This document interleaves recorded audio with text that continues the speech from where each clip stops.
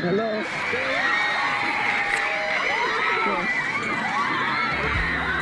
En los 60, 5 chicos cambiaron la historia de la música para siempre. En los 80, una banda latina puso a gritar a toda una generación. Y en los 90, las boy bands se convirtieron en el fenómeno más comercial del pop.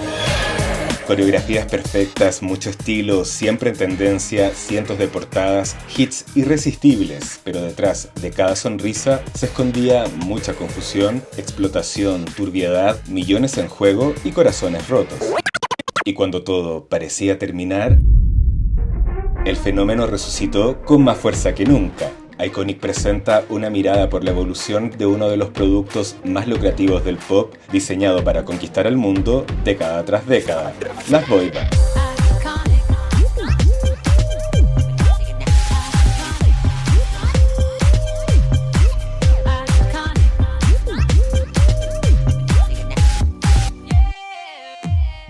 Las boy band, ese universo donde un grupo de adolescentes perfectamente coordinados podían conquistar el mundo con una sonrisa, una coreografía y un coro pegajoso. Pero esta historia no comienza con Backstreet Boys ni con los Jackson 5. Mucho antes ya existían fórmulas parecidas con grupos vocales que sentaron las bases de lo que vendría después. En este viaje vamos a repasar cómo nacieron, la era de oro en los 90, cómo sobrevivieron al cambio de milenio y su reinvención gracias a One Direction y al K-pop. Porque sí, las boy band nunca se fueron, solo han ido mutando. Y recuerda que si te gusta este tipo de contenido, dale like a este video para que así mi canal pueda seguir creciendo. Antes de que existiera el término boy band, ya había armonía, looks coordinados y fans gritando. Hello my baby, hello my honey, hello my ragtime gal, my baby. En los años 30, los barbershop quartets se vestían iguales y cantaban armonizando sus voces, mientras que en los 50, grupos vocales como The Ink Spots y The Platters sentaron las primeras bases de un prototipo para un grupo musical. Only you. Esas canciones de suaves armonías acompañados de una estética limpia y mucho carisma fue lo que ayudó a formar a los que podríamos mencionar como los pioneros de la fórmula boy band, el quinteto de Teenagers, un grupo de adolescentes liderados por Frankie Lymon, poseedor de una distintiva y potente voz que enloquecía en su mayoría al público femenino. Baby, baby, how I need you. Baby, baby, you're the only one. Todos estos elementos fueron rápidamente entendidos por las discográficas, quienes vieron a través de estos jóvenes un futuro lucrativo y prometedor, pero no precisamente para las bandas. The Beatles, bring 'em on.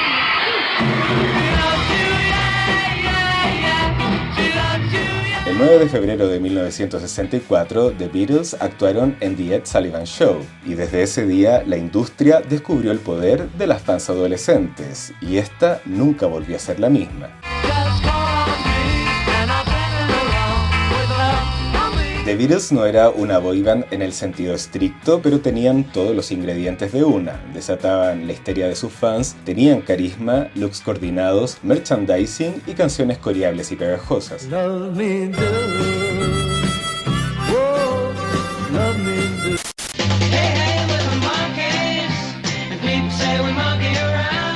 En 1966 llegaron los estadounidenses de The Monkees, un grupo formado a través de un casting para una serie de televisión, donde los productores buscaban crear un grupo tipo The Beatles de los Estados Unidos, y sin saberlo, inventaron el concepto de boy band manufacturada.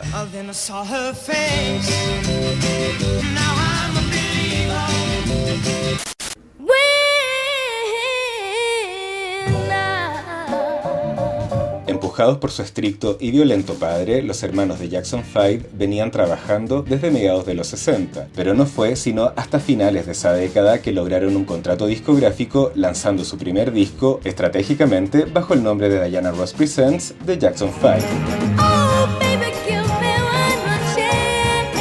Por supuesto, el hecho de involucrar a Diana Ross como la que descubrió a The Jackson 5 fue puro marketing de la discográfica que compartían en pleno consentimiento de la cantante, quien posteriormente apadrinó y formó una gran amistad con el vocalista principal del grupo, Michael Jackson. La familia Jackson es una figura clave en la historia de la música popular. No solo transformaron la música afroamericana en un fenómeno comercial duradero, sino que también dieron origen a lo que hoy entendemos como una boy band, siendo para muchos la primera de la historia. The Jackson 5 se convirtieron en el principal foco de marketing de Motown, su sello discográfico, quienes aprovecharon el atractivo juvenil del grupo para licenciar docenas de productos y hasta crearon una serie de dibujos animados. Para los años 70 ya eran una de las bandas más famosas del mundo, llenando los estadios de cada país que se presentaban, al mismo tiempo que Michael desarrollaba su carrera como solista paralelamente a su rol en la banda.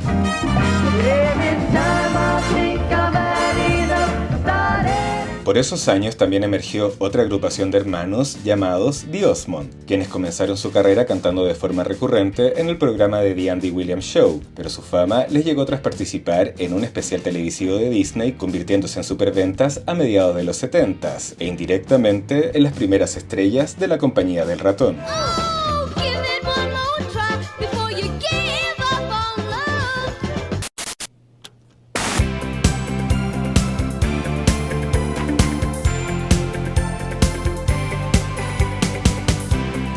Los 80s trajeron peinados altos, sintetizadores, pop adolescente y las primeras boy band bajo la estudiada fórmula. Un grupo de chicos atractivos, coreografías, armonías con letras de amor y empoderamiento adolescente bajo irresistibles y pegajosas melodías.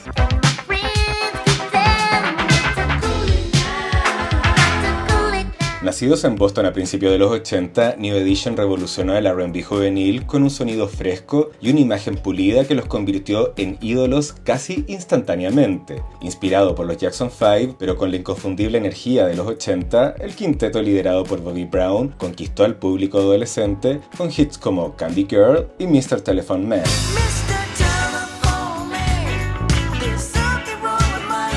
El éxito de New Edition no solo abrió camino para otras boyband afroamericanas, sino que también demostró que este formato podía renovarse generación tras generación.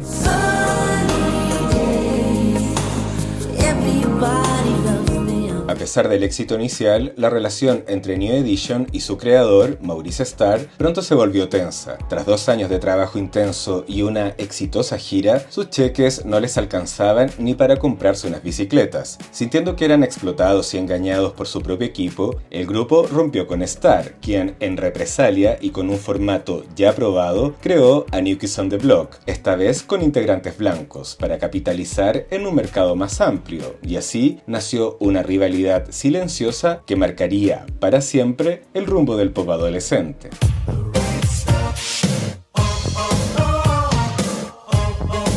New Kids on the Block fueron los primeros en dominar las pantallas de MTV, hacer merchandising masivo y generar histeria en los centros comerciales.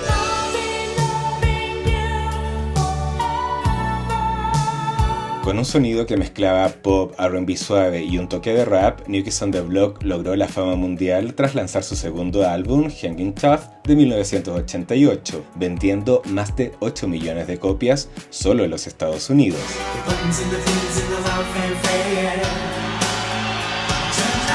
El éxito de New Kids on the Block fue tan grande que llegaron a tener una línea de muñecos, loncheras, cómics, su propio dibujo animado y una gira de estadios al nivel de las grandes estrellas del rock.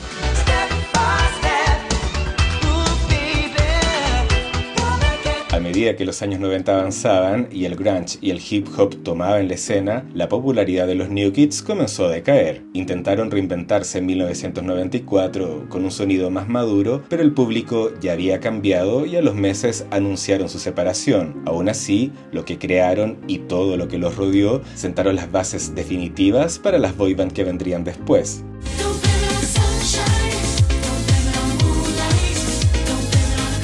En el Reino Unido, las boy band de los 80 tuvieron un estilo más orientado al pop y al new wave, con grupos como Bros, Big Fun y Brother Beyond liderando la escena, que aunque no seguían exactamente la fórmula americana, compartían los elementos clave.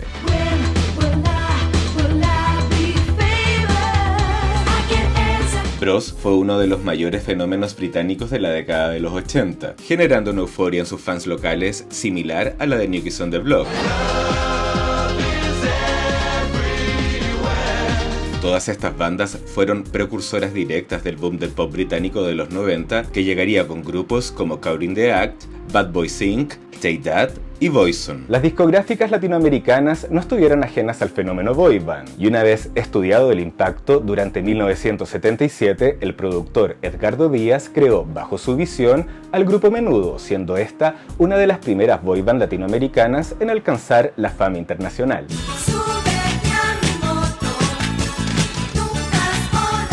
La fórmula innovadora de Menudo consistía en renovar constantemente a sus integrantes al llegar a una cierta edad, lo que mantenía la imagen del grupo siempre joven y fresca para nuevas generaciones de fans. Menudo arrasó en América Latina, Filipinas, España y Estados Unidos, convirtiéndose en un suceso entre los adolescentes durante los años 80.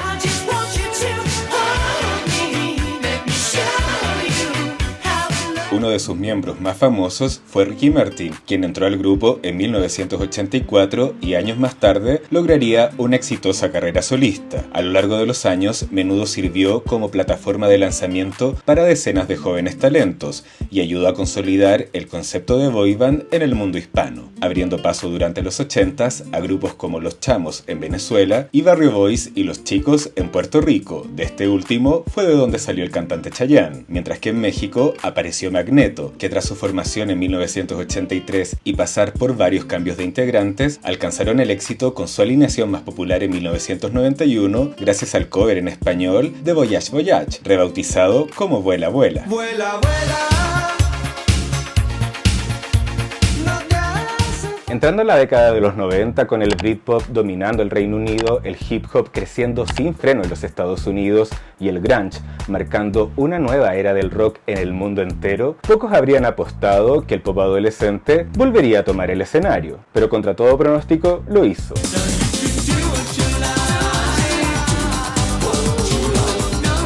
El continuo éxito internacional de New Kids on the Block inspiró a los representantes musicales europeos a formar sus propios grupos, empezando por Take That, creados en 1990 en el Reino Unido por Nigel Martin Smith, seguido por Tom Watkins, quien triunfó con el trío Bros a finales de los 80 y en 1991 formó I-17, un cuarteto que se presentaban como los rivales de Take That con una actitud pandillera y un estilo y sonido más agresivo.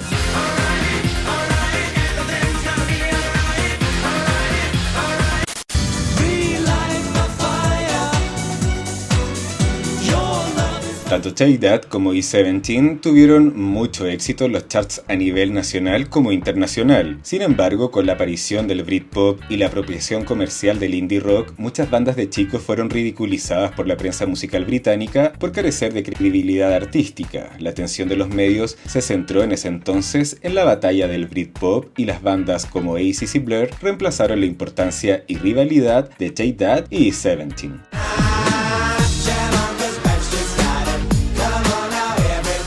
En los Estados Unidos, el empresario Lou Pearlman, también fascinado por el éxito comercial de New Kids on the Block, vio en las boy band una mina de oro sin explotar. Con experiencia en la aviación pero sin ningún historial musical, decidió aplicar su enfoque empresarial al pop adolescente, y tras una serie de audiciones en Miami, en 1993, nacieron los Backstreet Boys, un grupo modelado con una fórmula mucho más pulida que New Kids on the Block, bajo un pop de primera categoría, hecho en Suecia, en perfectas armonías vocales, coreografías limpias y una imagen fresca, ideal para atraer una nueva audiencia juvenil.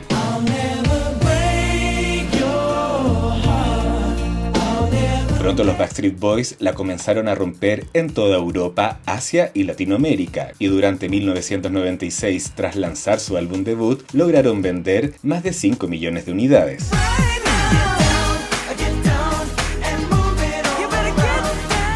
Ese mismo año, 1995, mientras Backstreet Boys escalaba en las listas, Pearlman, hambriento por duplicar su fortuna, comenzó secretamente a formar una segunda boy band con un concepto bastante similar.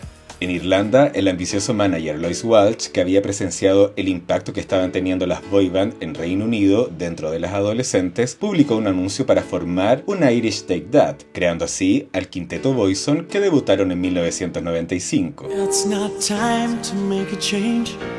Just relax.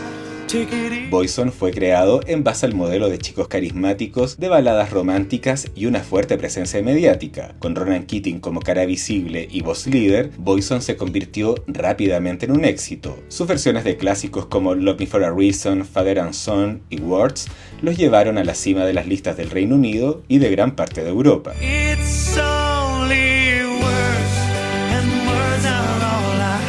Pero Boyzone fue solo el comienzo. Lois Walsh repetiría la fórmula una y otra vez, convirtiéndose en uno de los arquitectos clave del pop británico. Tras Boyzone vino Dead Loose, Damage y 911.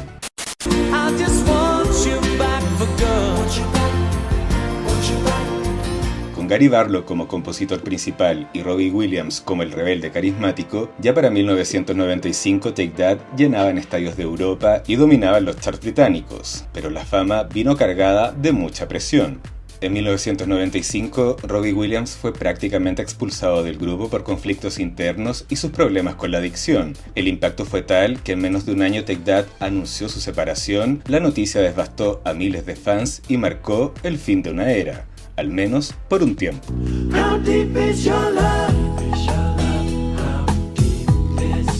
En paralelo al auge del pop adolescente, existía otro linaje de boy band con raíces más profundas en el soul y el R&B, con influencias más inclinadas a grupos como Color Me Badd y New Edition.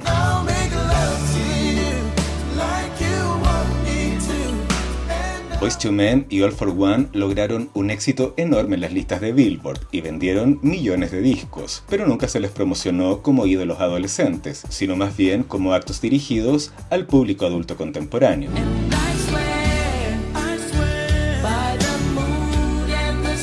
Aunque parezca imposible, Backstreet Boys no fueron un éxito inmediato en los Estados Unidos. Su álbum debut fue lanzado solo en Europa, Latinoamérica y Asia, donde explotaron como fenómeno adolescente. Pero en su país, las radios simplemente no sabían qué hacer con ellos. 5 chicos con coreografías y balada pop parecían simplemente no encajar.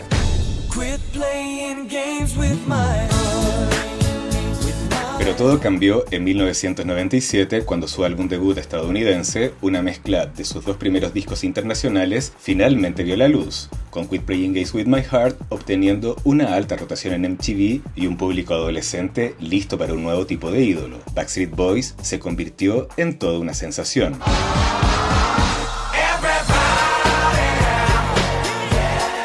Lo que comenzó como un plan internacional terminó en una conquista total del pop americano con ventas que superaron las 20 millones de unidades.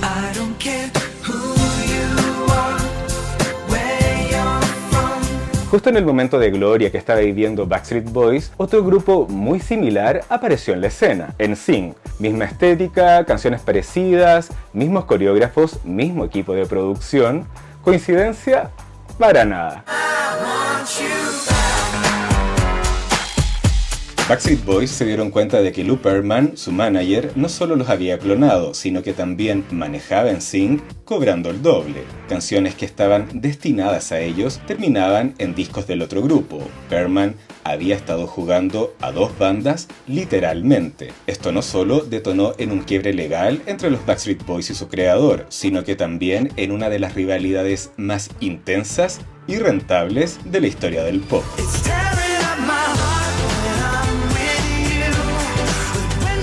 En 1997, cuando el modelo boy band parecía infalible, apareció una con una propuesta un tanto distinta. Five, un quinteto británico que se presentaba como los más rebeldes de la escena, con un estilo más urbano y un sonido más cercano al rap pop y al R&B.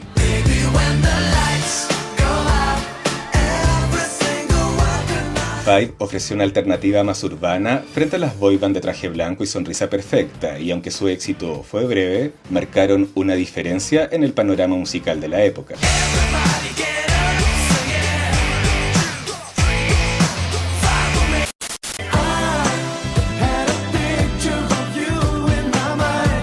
Para ese año, Boyzone ya era un grupo consolidado dentro del Reino Unido y había logrado posicionar canciones originales como Picture of You, All That I Need y No Matter What en listas de varios países, incluyendo Asia y Latinoamérica. No matter what they tell us.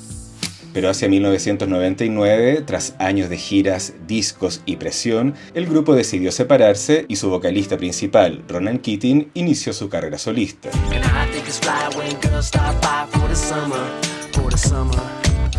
Las denuncias previamente hechas por Backstreet Boys y NSYNC no detuvieron a Perlman, que mientras su caso aún estaba en proceso de investigación, este seguía armando boy bands como si tuviera una fábrica. Lanzó a LFO, que tuvieron un éxito inesperado con Summer Girls, y a Take 5, otro intento de replicar la fórmula mágica. Sin embargo, el público comenzaba a notar que no todas las bandas tenían la chispa necesaria.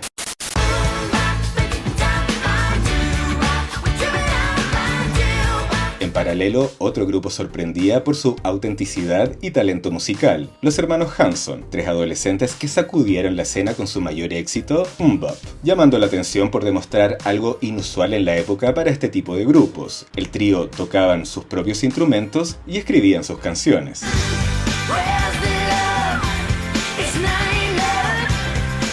Hanson llegó al tope de las listas sin seguir el molde clásico de las boy bands, y aunque algunos dirían que estrictamente no lo son, en esa época compartían el mismo público y formaban parte de la ola de pop adolescente de fines de los 90.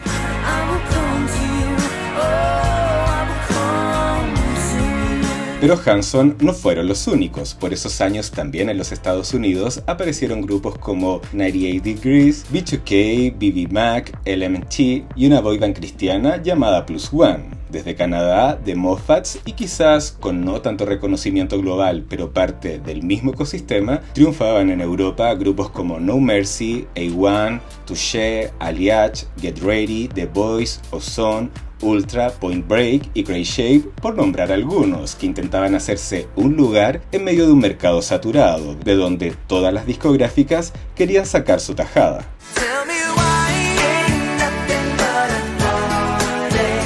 En 1999, Backstreet Boys tocó la cima con Millennium, un álbum que los catapultó al estatus de superestrellas globales gracias a los sencillos I Want It That Way y Larger Than Life.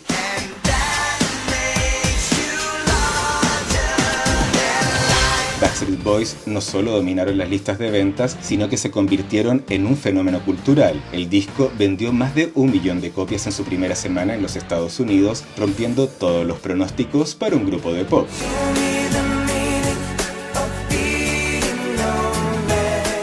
Millennium consolidó el lugar de los Backstreet Boys en la industria y dejó una huella imborrable en la historia del pop. Tras la separación de Boyzone y mientras aún trabajaba como manager de Five, Simon Cowell se unió a Lois Walsh, ex manager de Boyzone, para crear una nueva super boy band, Westlife.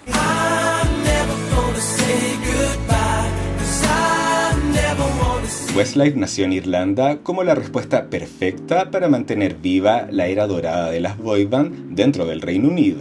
Y vaya que lo consiguieron.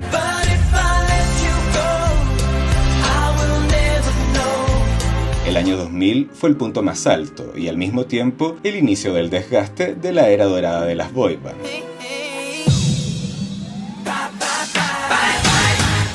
Backstreet Boys dominaban con su gira mundial tras el éxito arrollador de Millennium, mientras que NSYNC encabezaba las listas con No String Attached.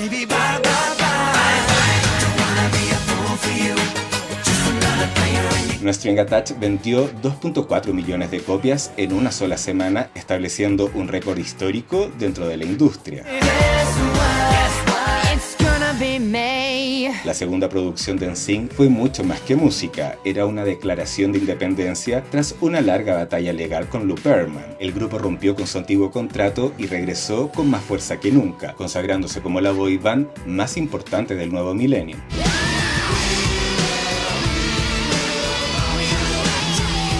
Cada canal de música, radios, televisión y portadas de revistas, las boy band eran los protagonistas, y como un intento de seguir explotando la fórmula, los sellos buscaron innovar en la entrega del producto. Y así nació Town.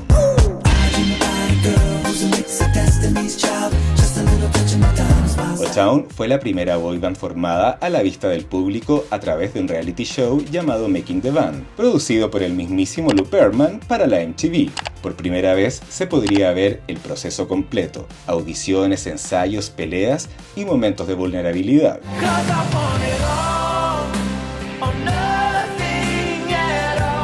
aunque O-Town no alcanzó la popularidad de NSYNC o Backstreet Boys, sus sencillos Liquid Dreams y All or Nothing fueron un éxito y el programa marcó el inicio de una nueva era, las boy bands en tiempo real.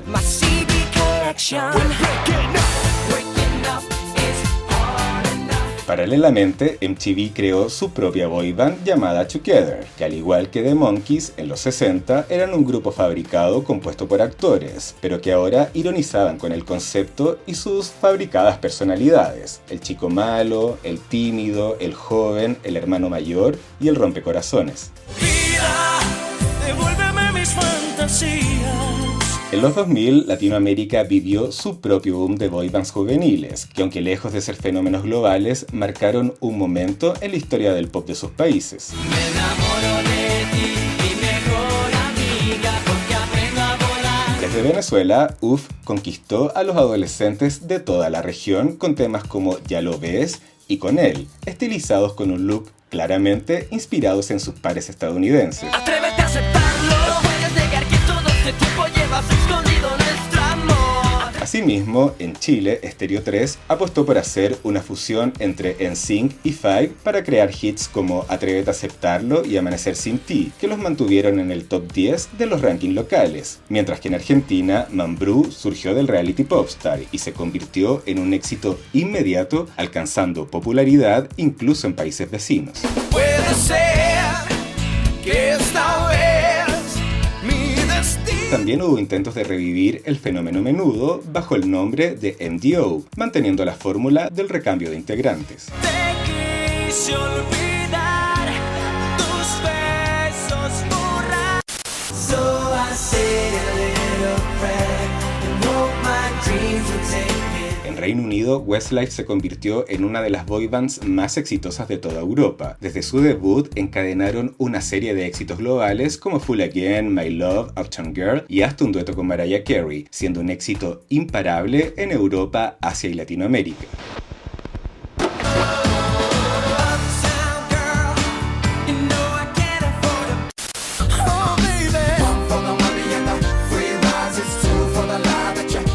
A partir del 2001, el brillo de las boy band comenzó a desvanecerse, el público juvenil cambió de gustos y muchos grupos intentaron madurar su imagen. Backstreet Boys lanzó Black and Blue con un tono más introspectivo y NSYNC sacó Celebrity, con influencias más electrónicas y letras adultas, pero el desgaste era inevitable. Justin Timberlake dio el salto a una exitosa carrera como solista, al igual que Nick Carter, mientras los otros miembros probaban suerte en televisión o teatro. El fenómeno no desapareció del todo, ya por esos años habían surgido grupos como GLS y US5, pero el entusiasmo colectivo no era el mismo. Para finales de los 2000, casi todas las grandes boy band ya se habían separado o estaban inactivas. NSYNC se disolvió sin un aviso oficial, mientras Westlife y Backstreet Boys trataban de mantenerse firmes, ya ambos grupos como cuarteto. Pero el formato no había muerto, parecía que solo estaba esperando su momento.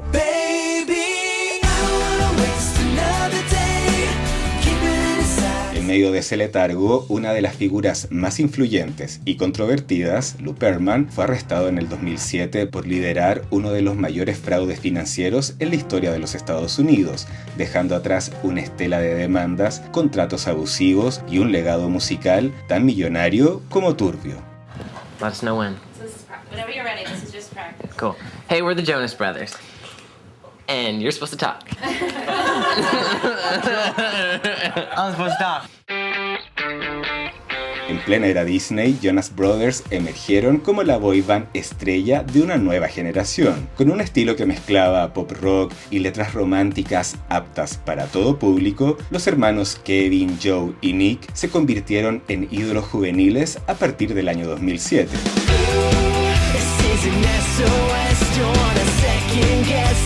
Su participación en películas como Camp Rock y su propia serie de televisión consolidaron su imagen de chicos buenos, mientras que varios de sus sencillos les aseguraron un lugar en los charts y en los corazones adolescentes.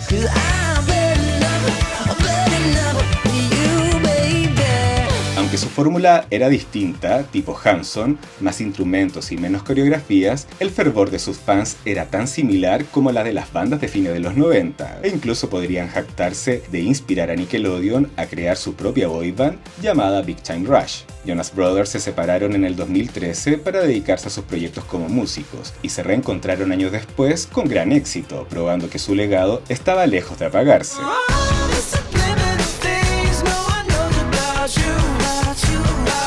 El fenómeno One Direction nació casi por accidente en el 2010, cuando 5 chicos adolescentes fueron unidos como grupo por Simon Cowell durante el programa de The X Factor en Reino Unido, y aunque no ganaron el concurso, su popularidad explotó desde el primer momento.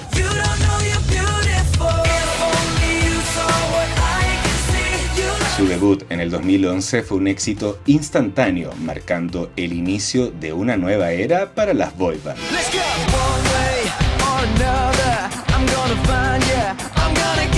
Con un enfoque más relajado, sin coreografías marcadas, pero con mucho carisma y cercanía con los fans, One Direction rompió récords de ventas de discos, reproducciones en streaming y venta de tickets en sus giras, consolidando así su reinado global.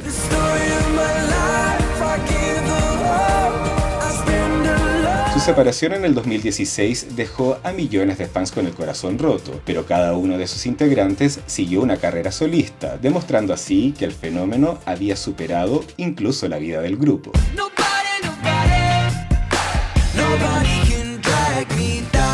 Paralelamente, el mismo año que debutó One Direction, The Wanted surgió como una alternativa más madura y desenfadada.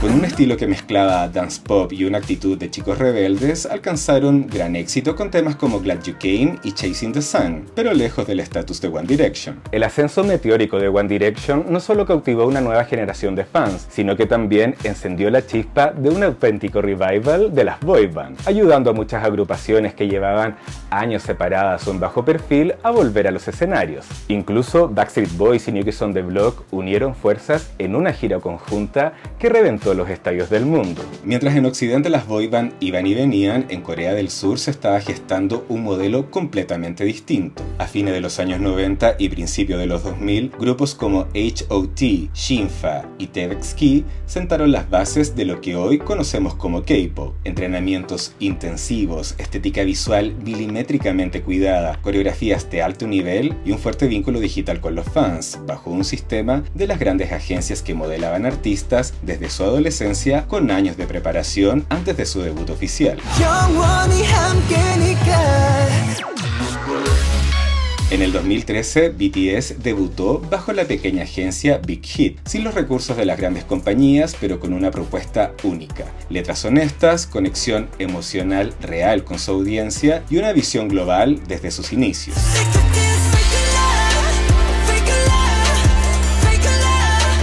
BTS fue creciendo poco a poco hasta convertirse en el fenómeno pop más grande del mundo. Canciones como Dynamite, Butter y Fake Love arrasaron en los charts occidentales, mientras que su impacto cultural rompió barreras nunca antes alcanzadas por un grupo coreano.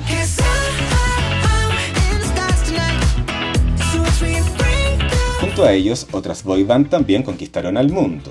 EXO con su concepto futurista y poderoso despliegue escénico, Stray Kids con un enfoque más crudo y autogestionado, Seventeen conocidos por componer y coreografiar su propio material, TXT los sucesores naturales de BTS y ATEEZ que con su energía explosiva y estilo cinematográfico se consolidaron como una de las propuestas más interesantes de la nueva generación K-pop.